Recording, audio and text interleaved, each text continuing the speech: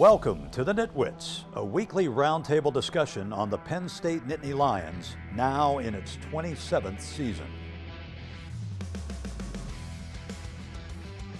Our panel features a longtime Penn State media and NitWits tag team, Neil Rudell of the Altoona Mirror and Mark Brennan of Lions 24/7 with Fight on State. The NitWits are hosted by WTAJ's Ryan Riskey, and each week we welcome a former Nittany Lion as our special guest analyst. The NitWits are brought to you by Irwin Financial, Raymond James, a firm foundation for your financial future. By DeLeo Games, serving the community since 1945. By Reed and Solaney Orthodontics, providing friendly, family-focused orthodontic care in Altoona, Bedford, and Huntington. By McAlear's Plumbing, specializing in plumbing, heating, and air conditioning, serving our community since 1886. By RE/MAX Results Realty Group, committed to a culture of professionalism, productivity, and exceptional service. By Dorman's Jewelry, the answer is always Dorman's. By Brent Kogan Electrical Services, lighting the way for you. By NovaCare, Altoona and State College, the power of physical therapy. By Blair Candy Company, the one-stop shop for all your tailgating needs. Candy, snacks, paper supplies, and more. By Harry's Construction, if you can dream it, we can create it. By Lions 24/7 with Fight on State, your online home for Penn State football and recruiting coverage. And by the Altoona Mirror, featuring Penn State Game Day every Friday and Penn State Extra every Monday.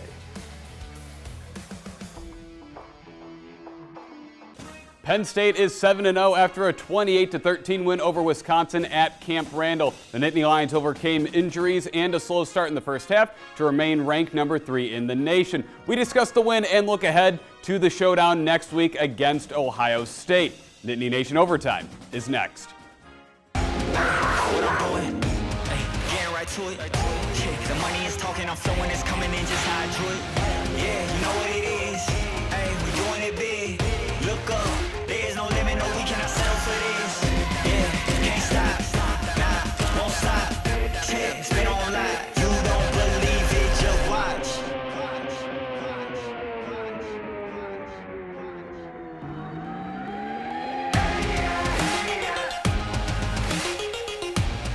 Welcome into another edition of Nittany Nation Overtime. I'm your host, Ryan Riskey, and I'm joined by the Nitwits, as always, Mark Brennan, Neil Rudell, and former Nittany Lion defensive coordinator Tom Bradley. And guys, another win, Penn State 7-0, but we don't know the status of Drew Aller. Bo Pribula comes in during the second half and plays really well and gets Penn State the win. Yeah, you know, I think Bo's the story of the game. You know, you see so many kids that are jumping into the transfer portal, backup quarterbacks, and finding their next stop. But he has stuck with Penn State. They really found ways to play to his strengths. And, there's some question of where Aller, we'll get to that, where he'll be. But I think the quarterback position got stronger this past weekend because he did a good job on the road, helped bring them back. Yeah, I'm sure the coaching staff had confidence in Bo Pribula, and I'm sure Bo Pribula had confidence in himself. But you don't know until you get into that heated situation how a kid's going to perform. And to his credit, he did an unbelievable job. He wasn't fazed in the slightest. So I think that position is better now. And listen, when you look around college football and you see how much people are getting banged up, we saw it obviously with Penn State this weekend. A guy like Drew Aller, as important as he was, they were able to overcome, and Bo Pribula was able to get it done. I also like the fact, and Tom, you could probably speak to this, a different kind of quarterback, but they adjusted their game plan on the fly, and I thought that was really important. I think it was really important offensively. It did adjust their game plan, but I felt bad for Wisconsin because they did not prepare. They were not ready for Bo, and I'm sure they didn't know what he could do with his legs. That's not what they were ready for. So for them, it was like, I'm thinking, boy, you're the coordinator. You better shift your gears real fast because he's a different guy than what was back there. And he came in and did I thought he just played great in the game. I really did. Yeah, he's generally been a guy they've put in as a change of pace runner, but he was 11-13.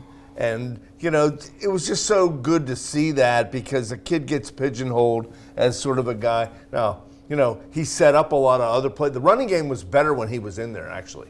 Well, yeah, they have to be more honest, right? And again, Right. that's But I something. mean, the backs did better. Right, but I don't want to be the guy talking about it. Tom should be the guy. But no, seriously, you're a defensive coordinator. How difficult is it? So you had to change quickly what you wanted to do because your game plan, they were not ready for both. But how does he make the running backs better?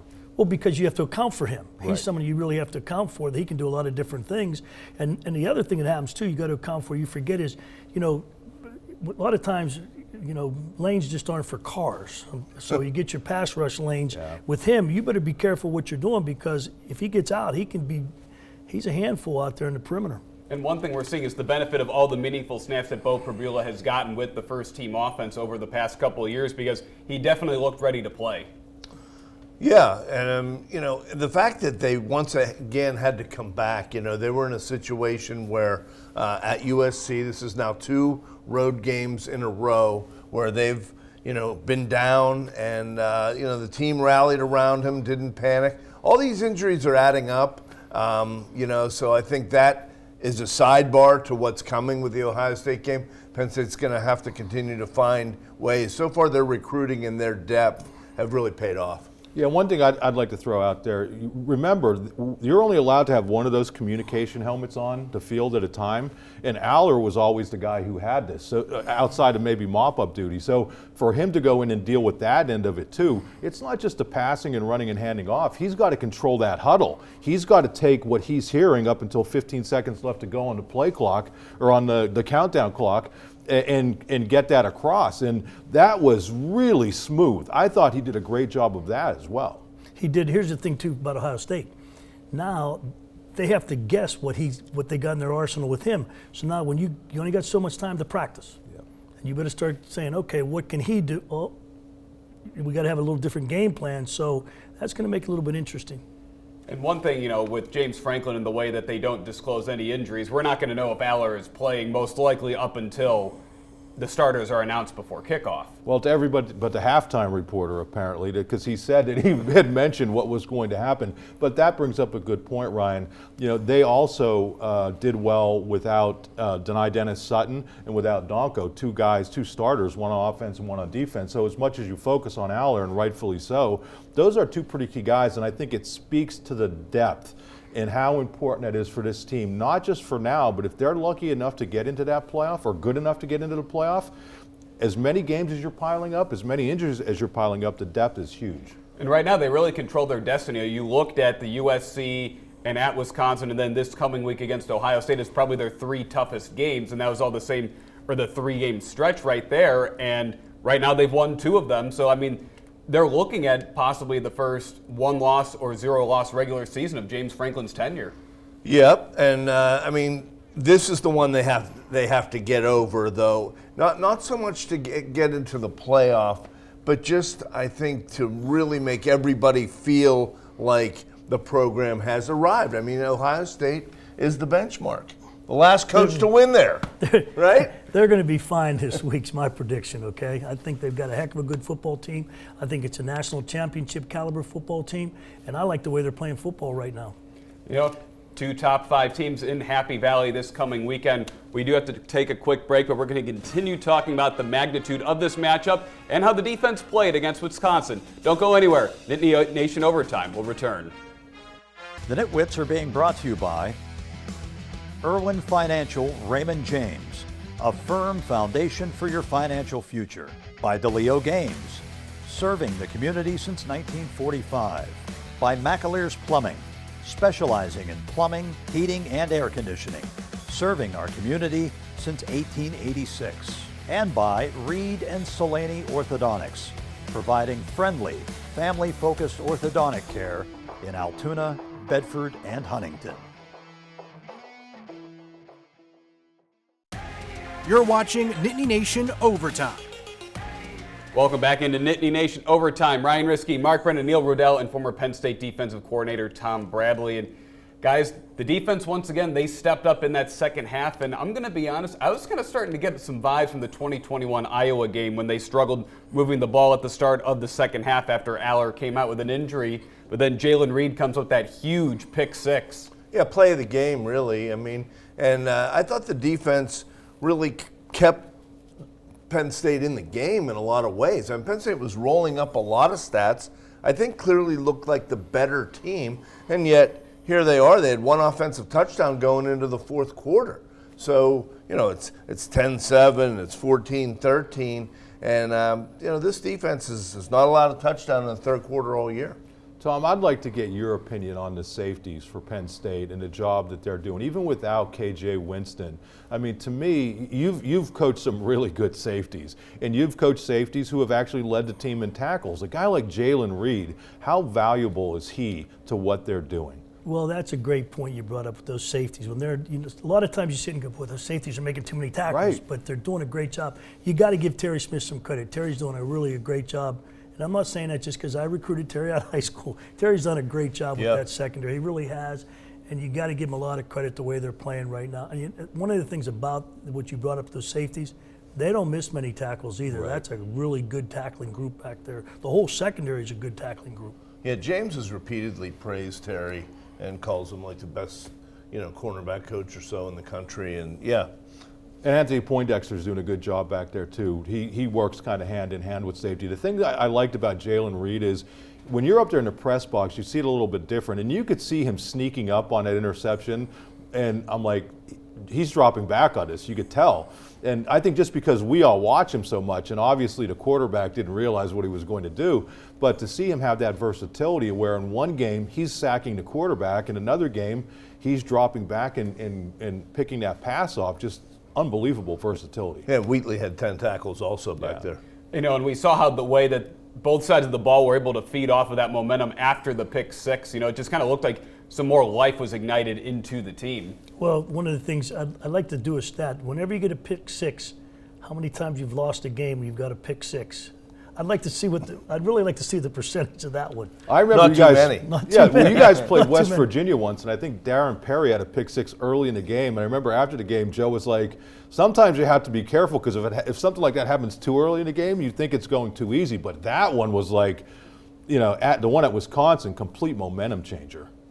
And it was just one of those things where the offense was struggling to move the ball. I think it was pretty clear Aller wasn't going to be coming back, and Wisconsin did a good enough job moving the ball themselves. Like, they weren't getting big plays. They were getting some chunk yards, and that's how they were able to put up the points that they did up until that time, except then they didn't score again after that. They really need to evaluate their operation on offense. I mean, come on. And if you are a defensive team, do you really want to throw it from 3rd and 14 from your own end zone over the middle to Jalen Reed? It was like, what did they really want to do? They finally made a pass to get down to the 15-yard line, and then they ran it into the line twice and kicked a field goal. They took no real chances. They ate 3 timeouts at halftime. I'm not sure he really trusts his quarterback in any way. No, it doesn't look that way. The other thing, too, is, it's one of the great places to play. Yeah, Camp Randall is football. They got great fans. It's a really great venue. And to go in there and beat them, because it's noisy there.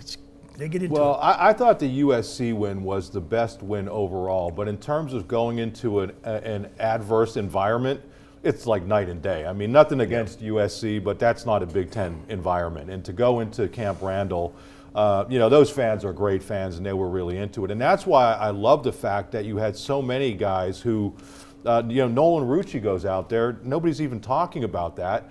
He was at Wisconsin last year. He's forced to play the entire second half at tackle, does a really nice job. So it wasn't just Bo Pribula. They had some other young guys step up in a hostile environment, and I think that bodes well for the rest of the season. Right, definitely a lot to like. And one thing I know we wanted to touch on a little bit was after the game, I'm sure everybody saw, what happened at practice with James Franklin being asked questions about 2 former players who were dismissed from the program.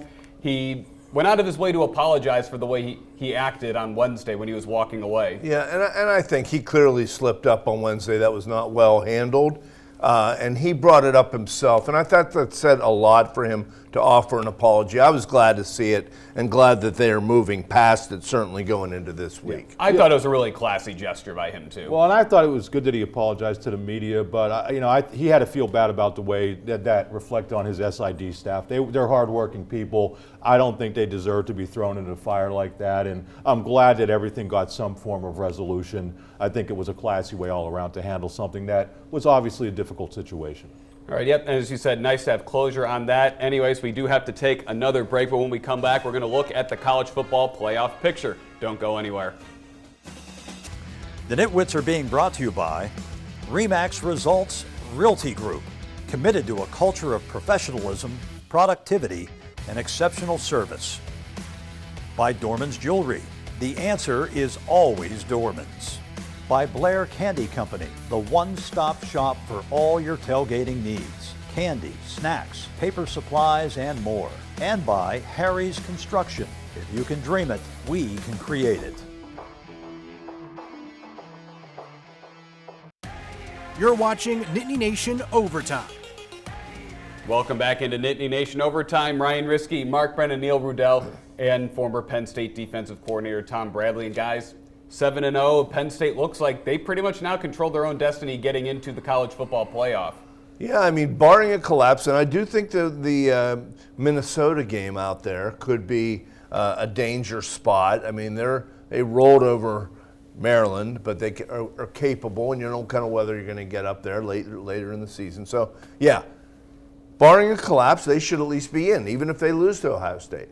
The irony is that this is the year you could afford to lose to Ohio State, and I mean, I still think it's important that they beat this team just to show that you get over that proverbial hump. I mean, there's a great chance you're going to be in a playoff, but do you want to get there, with the expanded field, not beating the team that everybody wants you to beat? So I think that's, while technically this may not be a do-or-die game, I just think it's very important for them to get past that kind of stigma of not being able to beat this team. And it would also be a great way for them to finally change the narrative surrounding them when they play top 10 ranked teams.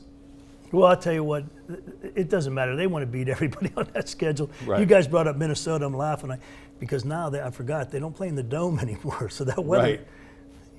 You guys going to that game? I mean, Yeah, absolutely. okay, One of the weird things is none of the West Coast teams are playing in any of those bad weather places at that point of the season. Yeah, I agree. It's important, especially for James at this point in his tenure, because he's the common thread over this last decade. Yeah. And if not now, when? I mean, you got a veteran quarterback. You got good running backs. Abdul Carter, your top players are upperclassmen, maybe even gone after this year. So important game. And then obviously it's going to be a noon kickoff, which some people seem to be unhappy about that because I think we kind of assumed this was the most likely scenario when they elected to make Washington the whiteout. Well, listen, do you want all these games on big-time national TV or don't you? And if that's what you're going for, if you're going for the money, look at how many games Penn State's been on Fox, CBS, NBC this year. If you want that happening every week or every other week, you're going to be beholden to the networks, and that's what the Big Ten's chosen to do. I'm not saying it's right. I'm not saying it's wrong. I think if you're a Penn State fan, it sucks that this thing isn't a night game. I mean, it's or at least 3:30. Or a I'm whiteout. the visiting team, I want to play at noon. Please make it at noon. But I want nothing to do with the 3:30 or we're the in a night game. completely different college football era, and everybody's beholden to TV. And when you're making as much money from TV as they do, nothing you could do about it. You don't want your games on the Access Channel. Like the that's show where we got our used to start.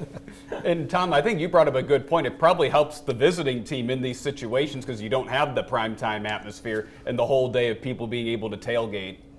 What are you getting at, tailgating? Well, I've said that if I'm playing Penn State, I want them at noon. I want nothing to do with the 3, and I certainly don't want anything to do with that night game because for some reason that crowd's just a little bit louder at night. I wonder why. Well, they'll have to manage their rest this week. Penn State has a night game on Saturday night against Wisconsin, gets back here very late and then Ohio State was at home for a noon start, done by 4 or 5 o'clock. So Ohio State had a 7 or 8 hour running start at least on Penn State for this week. And obviously, we mentioned earlier, we don't know the status of Drew Aller, except it's got to be really bad for him to miss this game. Well, I don't know. I mean, and that's where, listen, you could have your one game at a time mantra, but now that it's a different atmosphere with an expanded playoff, would you err on the side of caution with Drew Aller, where if this was a game that you absolutely had to win to get in, you know, we see it in pro sports all the time where there's much more margin for error. Now there is more margin for error. So I'm not saying that they would ever put the kid at risk, but you may go the extra mile to make sure that he's ready for the playoff, as opposed to this one game, because you could actually afford to lose and still get into playoffs. So we're seeing it's a whole new dynamic. This stuff is all new and different in analyzing these games. Well, here's the other thing too: is you definitely don't want Ohio State to know what's going on, That's a because great now point. the game plans you're going to have to put together. You don't know. You have to have a game plan for the other guy, no matter what. But how much, and how much time you're going to practice. So they're going to. This is going to be pretty tight to the vest until game time. Well, that's where you don't know how it's going to play out with the Big Ten championship game. Because I'd say if he can go this week, you want to get him through this game, and then maybe there's a window to manage his time with these next 3 or 4 games. The last thing you want is him to get hurt in a Big Ten championship game, which in some ways would be nice for seeding, but you want him healthy for the playoff. I'm telling you, it's a whole new dynamic. Yeah. And all this stuff, like now we're watching these games across the country, and Neil and I were driving around Illinois and Wisconsin getting lost along the way. But part of the discussion is who's been eliminated, who's still in. You're looking at Indiana. Now, wait, what if there's a 3-way tie in the Big Ten for first place? All these things are making it so much more fun to me. Yeah. It may not be the do or die aspect that we used to have, but so many teams are involved, and there's so many more ways of analyzing things. And there's a realistic scenario that Penn State, Oregon, Ohio State, and Indiana are all 11-1 at Right. the end of the regular season. How about a Penn State Pitt playoff? Or how about Oregon, Indiana, and Penn State being undefeated? I mean, that would be wild, Well, wouldn't then it? Ohio State would be out. No, Yeah. yeah, exactly. But that's my point. It's all these things that we got to kind of wrap our heads around. You brought Indiana into this mix, and that's one of the greatest. I think it's one of the great stories in college PA football guy. this year. What's going on? Yeah. And they're just doing a great job coaching down there right now. He really is. And they got it going, and the schedule looks like it's setting up well for them. But it's interesting because people will say, "Well, Penn State doesn't get a crack at them." I wish A lot Cignati more- was just a little bit more outgoing and confident. I don't think he should. He's been fun to watch. He has He's been been real fun. fun. A lot more meaningful games down the stretch in the Big Ten this year, which is great to see. Anyways, we have to take another break. When we come back, we're going to crown our Nitwit of the Week. The Nitwits are being brought to you by Brent Kogan Electrical Services, lighting the way for you. By NovaCare, Altoona and State College, the power of physical therapy. By Lions 24/7 with Fight on State, your online home for Penn State football and recruiting coverage. And by the Altoona Mirror, featuring Penn State Game Day every Friday and Penn State Extra every Monday.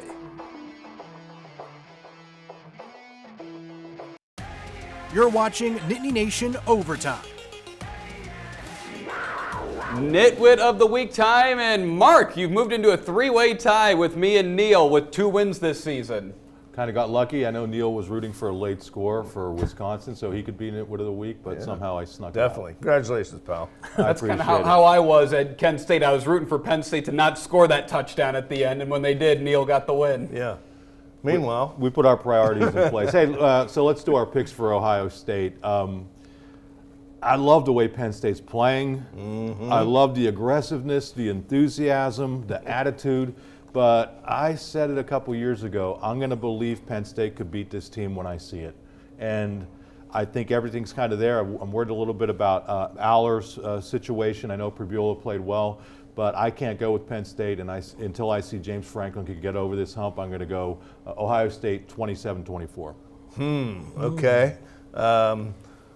I'm trying to do the math on the fly. Shouldn't be too 3 hard. points. Yeah, I agree. I mean, I picked 3 losses at the beginning of the year, so I got to come up with one eventually. I do think they played better than I anticipated, but I'm going to go ahead and say same thing. They got to prove it. Hopefully, they can get over the hump. I'm going to say Ohio State 28, Penn State 23. Yeah, I mean, both defenses are playing well, and we saw last year the defenses kind of stole the show in the game. I think it's going to be a little more low scoring. I'm going to go Ohio State wins this one 24-17. you're a very smart man. I'm going to go with you. That's exactly what I'm going to say. 24-17, Penn State. All right. It looks like the guest is going to have an excellent chance. Tie the whole thing up, What do you get if you win that? Do you get any, is there a Nitwit of the Week award, or what is it? We should have a special- roving trophy. You're gonna get special a trophy trophy. or something? Yeah, we Like should a have like a special prize. crown. Yeah. Sort of roving trophy would be nice. Except, yeah, I mean, close game. I mean, I think this is going to be a really exciting one. Yeah, I think their special teams have to clean a few things up that weren't cleaned up at Wisconsin. And I'm curious what Kotal Nicky will come up. He's had 5 different guys took snaps last week. I'm curious what he's going to have in his bag of tricks this week. I would presume there's something. Wait, so I'm the only guy that picked Penn State. That's right. Yep, and you got to assume, you know, Trey Wallace even said after West Virginia, they're just scratching the surface on the creative things they have in the offense. So you got to assume they've got something ready for Ohio State. Yeah, one other thing I'd say, I think their linebacker play has to be a little tighter. I know Rojas, it looks like he's dealing with a shoulder problem, but that's one area with the defense that I would be a little bit worried about going in against this sort of opponent. Let's see if those guys could tighten it up a little bit. All right, guys, well, we're out of time Thank you, this week on Nittany Nation Overtime. Tom, thank you so much for joining us. We'll be back next week after the Ohio State game.